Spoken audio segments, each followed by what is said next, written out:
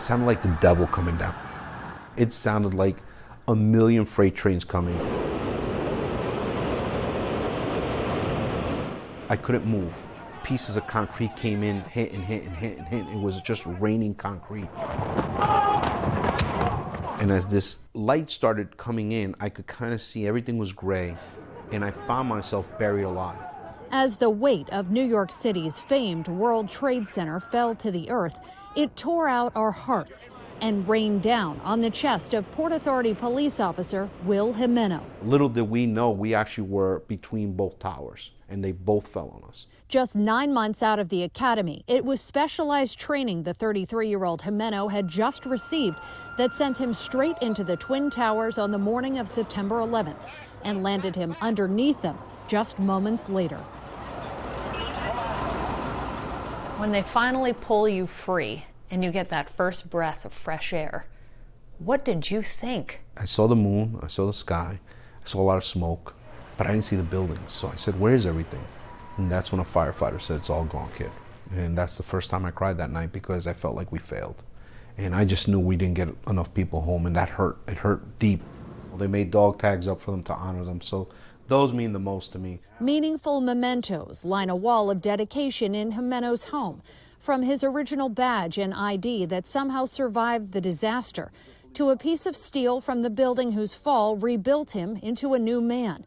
It started with repairing his left leg, and it continues with becoming a motivational speaker and author, sharing his physical and mental journey from darkness to light. Nobody thought anybody was coming out from under those buildings, and yet 2 of us came out.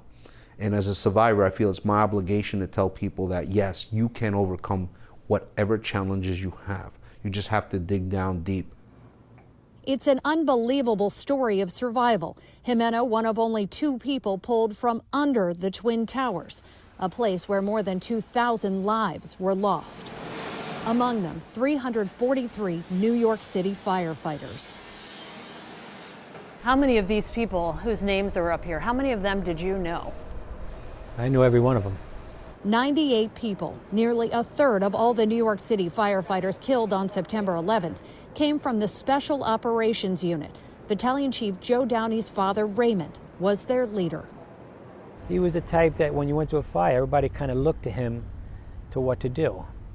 Deputy Chief Ray Downey was in command of rescue operations that morning when the North Tower started to crumble. I think just in his heart, he knew that his people were up there, and he couldn't leave without doing everything he could to get them out. That's a real hero.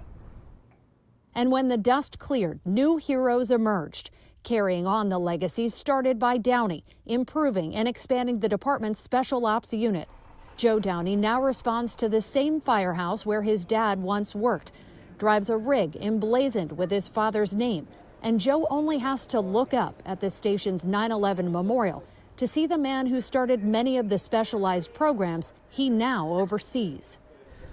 There's not many of us left that 20 years later, but the ones that are here are trying to pass down the traditions and the legacy of the ones we lost.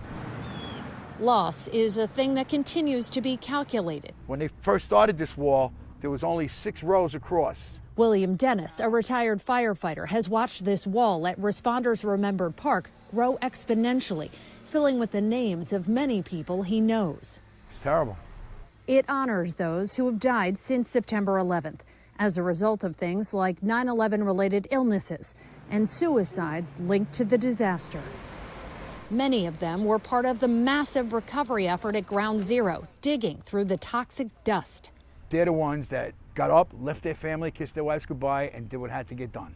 Dennis was one of them. Retired just 5 days before 9/11, he dug his original helmet and gear from the 80s out of the basement and headed for Ground Zero. And whenever they brought a body of a fireman across, there would be a flag over the Stokes basket, his helmet would be on his chest, and an American flag.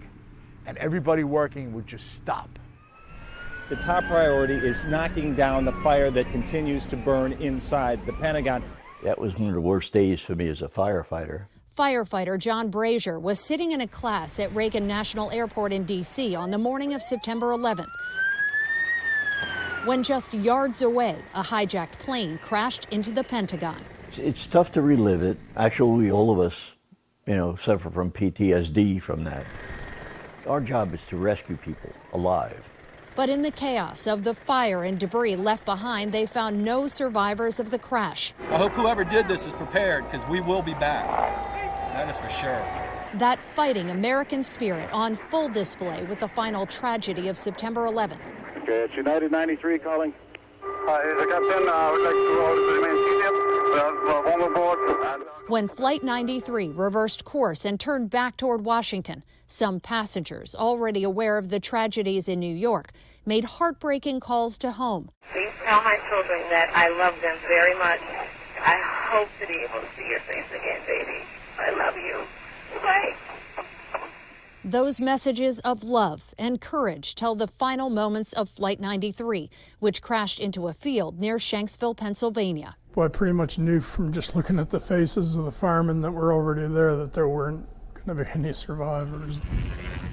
Retired Chief Terry Schaefer was one of the first to the scene. It's a hard situation to deal with. You go to try to help people, but there's no helping. Their role became supporting the investigators and families that came from all over the country, a responsibility that continues even 20 years later. You're not even an hour from here, and you'll find people that don't know what you're talking about if you're talking about Flight 93 and the National Memorial. Does that break your heart? Oh, it does. Heartbreak for the loved ones of those lost. The 40 victims are represented on the side of their truck, an American flag for each one bearing the faded signatures of their families. Banners line the firehouse, and a simple memorial made of World Trade Center beams stands as a signal out front. Do you ever think there was a reason it was Shanksville? Different family members have said that they're really sad that this had to happen, but if it did, it happened in a really good place with really good people taking care of their loved ones. Maybe there was a reason why. Why? It's a question many continue to ask again and again as the nation looks back on that devastating September morning. In Shanksville, Pennsylvania, I'm Josie Sturman.